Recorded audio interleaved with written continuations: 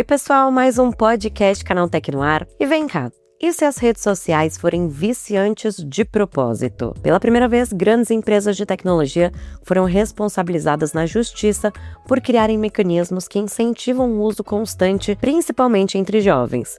E essa decisão pode mudar completamente a forma como essas plataformas funcionam daqui pra frente. E no episódio de hoje, a gente te explica o que está por trás desse caso e por que ele pode ser um marco na história da internet. Você também vai conferir. TV 3.0 chega com interatividade, drone brasileiro decola com 300 quilos e impressiona pela capacidade, YouTube testa IA na TV para responder perguntas sobre vídeos. Eu sou a Fernanda Santos e esse é o podcast Canaltech. Agora bora entrar no tema do episódio. Uma decisão recente da Justiça dos Estados Unidos colocou as redes sociais no centro de uma discussão que vai muito além da tecnologia. A ideia de que essas plataformas podem ter sido criadas para prender a atenção e até gerar dependência. E isso muda completamente a forma como a gente enxerga o papel dessas empresas. Para entender o que está por trás desse julgamento e o que pode acontecer a partir daqui, o repórter Marcelo Fischer conversa com Stefano Ribeiro Ferri, especialista em direito do consumidor. E na entrevista, ele explica por que esse caso é considerado um marco, como os algoritmos passam a ser vistos pela justiça e quais impactos isso pode ter aqui no Brasil. Stefano, muito obrigado por participar aqui do podcast Canaltech. E hoje a gente vai falar um pouquinho sobre esse caso do YouTube e da Meta que foram processados por vício em redes sociais, né? Basicamente, eles foram condenados num tribunal por possuírem um design que é deliberadamente viciante. Então, que os algoritmos trabalham para que os jovens, principalmente, fiquem mais tempo na rede social, mesmo que isso seja prejudicial para a saúde mental deles. E essa foi a primeira vez que Big Techs foram processadas por esse, entre aspas, vícios em redes sociais. Eu queria entender com você se esse julgamento ele pode ser considerado um marco jurídico na história da internet e quais que são as possíveis consequências dessa decisão. Então, o que a gente pode esperar para o futuro a partir dessa decisão? De fato, esse julgamento ele representa, sim, uma quebra de paradigma, né? Uma alteração muito relevante na forma como o judiciário americano enxerga as redes sociais. Então, essas grandes empresas passaram, né, a ser entendidas não apenas como receptoras de conteúdo, mas também se passou a entender que elas trabalham deliberadamente para que os algoritmos causem dependência, vício, né, e que isso diretamente causa prejuízos ao consumidor final. Então, se antes o olhar era só para uma recepção de conteúdo, agora isso começa a ser mais aprofundado e se passou a entender que elas fazem deliberadamente a curadoria desse conteúdo, né? Então, com base nos interesses das pessoas, elas são incentivadas a cada vez mais receber conteúdo, rolagem infinita, né?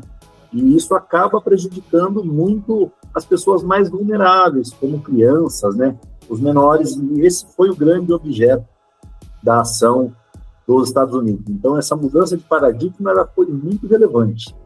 E falando dos principais impactos para além da decisão americana, o que pode acontecer é que outros países venham também a questionar a atuação dessas Big Techs, né, e a forma como os algoritmos são programados. Então, não é de se espantar que no futuro próximo a gente tiver notícia de ações civis públicas ajuizadas no Brasil para se discutir essa responsabilidade. Eu acho que essa é uma consequência natural. Perfeito. E nesse caso foi uma pessoa em específico processando essas Big Techs, né? Então foi um pouquinho daquilo Davi e Golias, né? Foi uma pessoa física, não foi uma empresa por trás processando essas empresas. Mas mesmo a gente vendo esse caso que ganhou muita repercussão, ainda é muito difícil e exaustivo que uma pessoa comum, né, entre aspas, consiga processar e ganhar de uma Big Tech. Então, mesmo a gente vendo que isso aconteceu agora, ela processou, vai receber indenização, você ainda acha que vai ser bem difícil a gente ver mais casos como esse? Ou agora a gente meio que abriu a porteira, né? Então, a gente pode ver mais casos como esse acontecendo. Marcelo, eu entendo que o problema ele não seria nem ganhar ou não as ações, mas a gente tem um problema estrutural no Brasil que se refere ao montante arbitrado a título de indenizações. Historicamente, o Brasil ele é conhecido por ser um país em que as indenizações são extremamente baixas, né? Baixas a tal ponto que muitas pessoas pensam duas vezes antes de buscar o judiciário, porque sabem que vão ter custos, né? Um tempo muito longo, às vezes, para ter o final dessa ação. para ver aquela condenação, e quando isso acontece, na grande maioria dos casos, nós temos indenizações extremamente baixas. Isso a gente fala no direito do consumidor de forma geral. Direito bancário, companhias aéreas.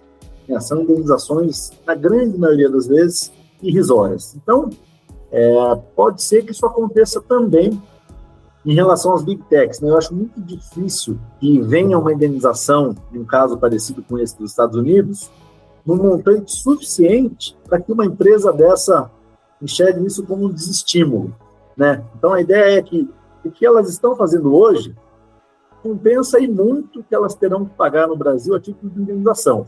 Isso se a gente seguir a regra do que vem acontecendo em outras áreas. Então, eu acho que essa responsabilização ela poderá vir, mas a gente tem que repensar também o montante das indenizações, né? Que muitas vezes não são suficientes para reparar aquele dano. Esse é um problema estrutural do Brasil. Então, só para tirar uma dúvida com você também, que é o expert nessa área jurídica aqui. Então, nesse caso, também a gente pode dizer que o que foi histórico também é o tamanho da indenização e não simplesmente o fato da pessoa ter ganhado o processo, ou enfim, em outros países, tirando o Brasil, é mais comum essas indenizações milionárias com cifras bem altas. Nos Estados Unidos, especificamente, existe esse histórico de indenizações extremamente altas, né? Ao contrário do que acontece no Brasil. E o que isso causa? Para além desse prejuízo, existe o que a gente chama de efeito dissuasório. É o efeito da decisão que desestimula as empresas a continuar com uma prática ilegal ou abusiva.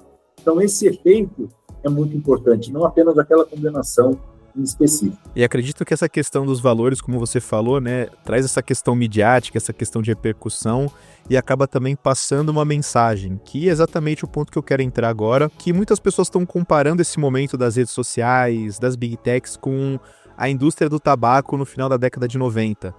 Porque, nesse caso, para quem não sabe, as principais empresas de tabaco, de cigarro dos Estados Unidos foram processadas pelos próprios estados, pela questão realmente de não terem passado que a nicotina era tão viciante quanto ela realmente era. Então, hoje em dia a gente está vendo que as Big Techs também estão sendo processadas por saberem os problemas que elas causam, saber que elas são viciantes e continuarem entregando o produto desse jeito.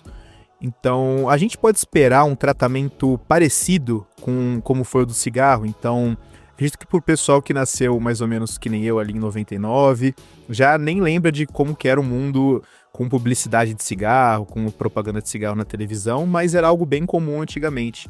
Então a gente pode esperar algo assim, então, sem publicidade, com tarjas sobre os malefícios bem estampadas nas redes sociais? Marcelo, com certeza. Especificamente no caso do Brasil, nós já temos essas determinações quando a gente fala de Código de Defesa do Consumidor, seja para produtos digitais, presenciais, o que for. O que o Código de Defesa do Consumidor estabelece de forma cristalina?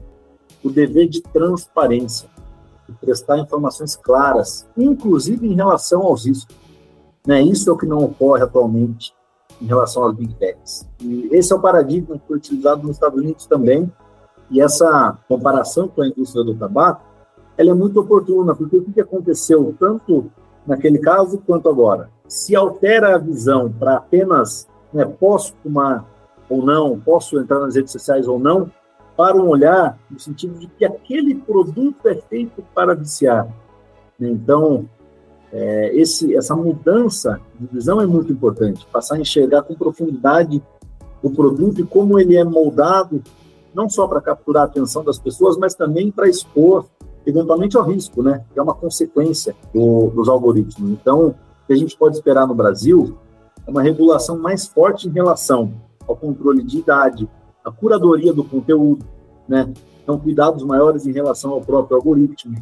Tudo isso tem que ser fortalecido, não só para se evitar processos judiciais, mas também para proteger os mais vulneráveis, Então, eu vejo um movimento exatamente como foi o do tabaco, e a tendência no Brasil é que a regulação avance. Qual é um outro ponto sensível que nós temos aqui?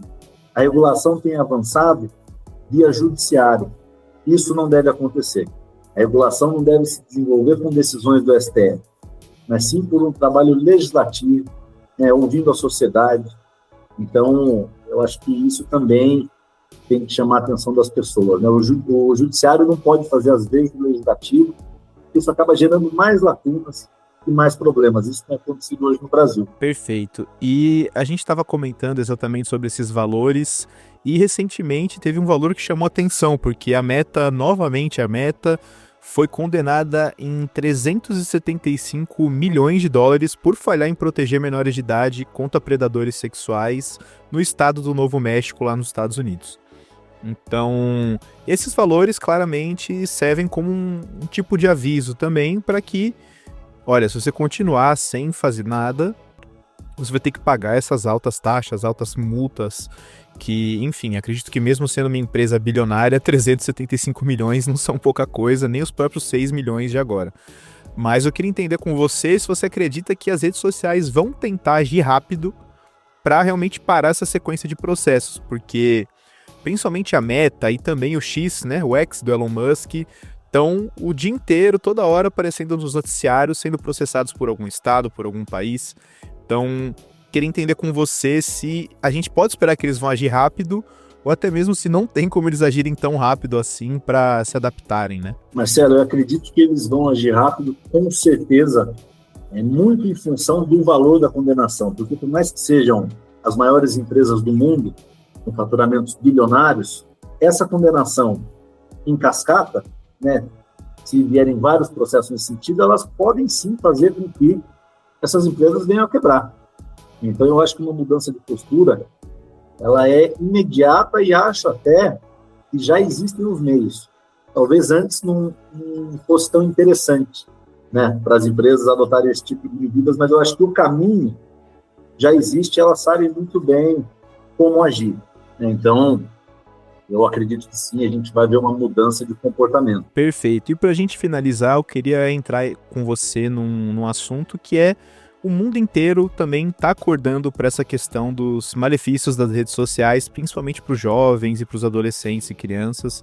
Então, aqui no Brasil, a gente tem o novo ECA Digital, mas em alguns países as redes sociais foram banidas para menores de idade, como é o caso da Austrália.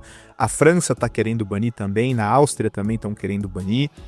E, enfim, eu queria entender contigo se a gente restringir e banir esse uso para os jovens e adolescentes pode, de certa forma, ser um pouquinho, causar eu posso dizer, um efeito de impossibilidade das Big Techs de se adequarem a todos esses lugares.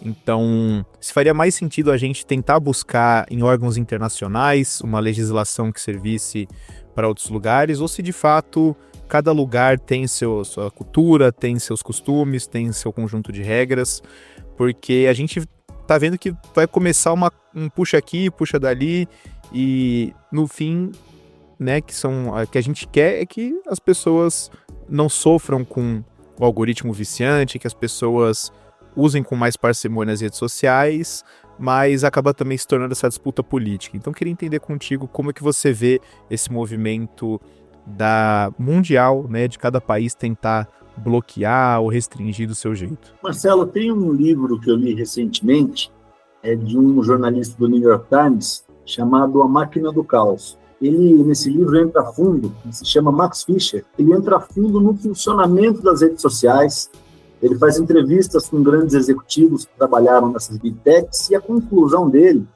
ela é realmente alarmante.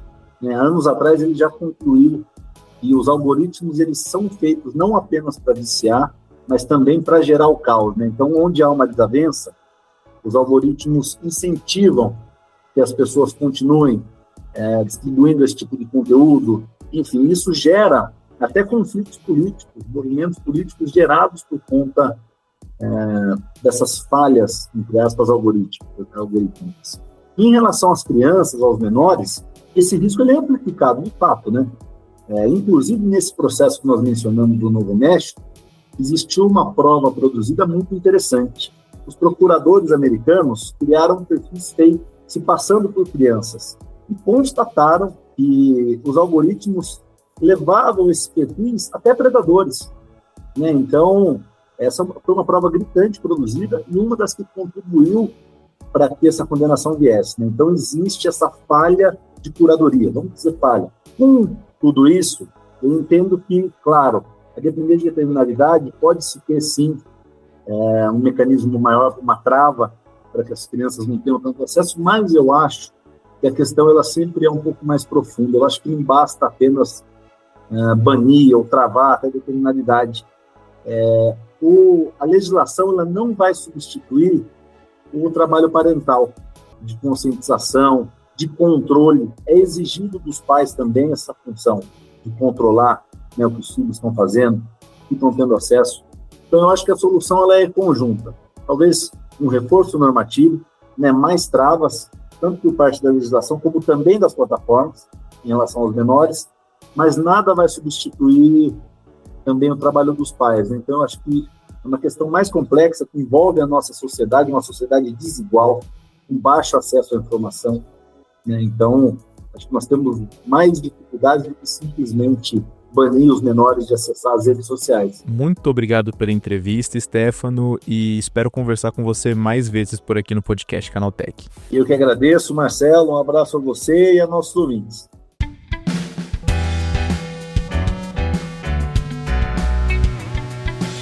E vamos agora para o Giro de Notícias. A nova TV 3.0 está chegando ao Brasil e muita gente ainda acha que vai precisar de internet para assistir, mas não é bem assim. Segundo a Anatel, a TV aberta continua funcionando normalmente, sem conexão. O sinal principal ainda vem pelo ar, como é feito hoje.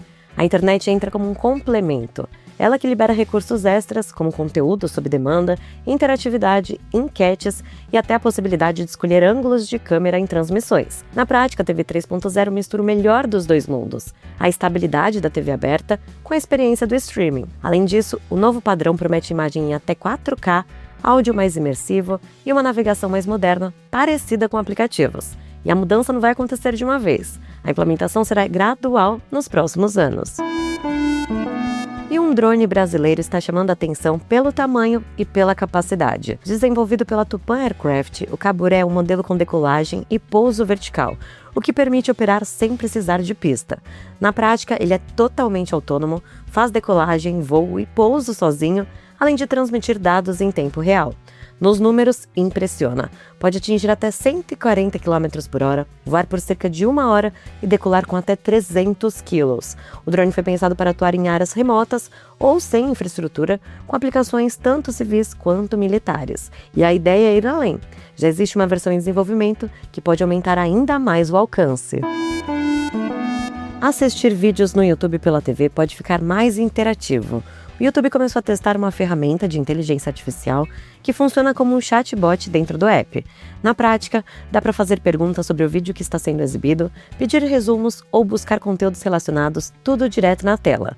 O recurso aparece como um botão de perguntar e também pode ser usado por voz com o microfone do controle remoto. A novidade está sendo liberada em fase de testes para alguns usuários em Smart TVs e dispositivos de streaming. A ideia é transformar a forma de assistir vídeos, deixando a experiência mais interativa. Então é isso, o podcast do Canaltech fica por aqui. Aproveite para seguir o Canaltech nas redes sociais e deixe uma avaliação no seu aplicativo de podcast preferido. Este podcast foi roteirizado e apresentado por Fernanda Santos e contou com reportagens de Bruno De Blasi, Bruno Bertonzin e João Melo, sob coordenação de Anaísa Catucci. A trilha sonora é do Guilherme Zomer, a edição de Natália Improta e a arte da capa de Eric Teixeira. Você escuta o podcast do Canaltech de segunda a sábado. Até mais!